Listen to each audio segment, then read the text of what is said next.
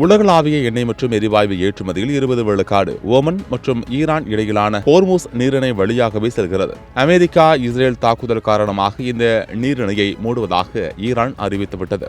இந்த முக்கியமான கப்பல் பாதை மூடப்படுவது எரிசக்தி மற்றும் ஏற்றுமதியை பெரிதும் நம்பியுள்ள பொருளாதாரங்களை கொண்ட சவுதி அரேபியா போன்ற வளைகுடா நாடுகளை பாதிக்கும். இதனால் வளைகுடா நாடுகளை நம்பியிருக்கும் ஆசிய நாடுகளில் குறிப்பாக இந்தியாவில் பெட்ரோல் டீசலுக்கு கடும் தட்டுப்பாடு ஏற்படலாம் என்னும் சூழ்நிலை உருவாகியிருக்கிறது. இந்நிலையில் ஹோர்முஸ் நீரிணை மூடப்பட்டதால் 700க்கும் மேற்பட்ட கப்பல்கள் கடலில் அணிவகுத்து நிற்கின்றன.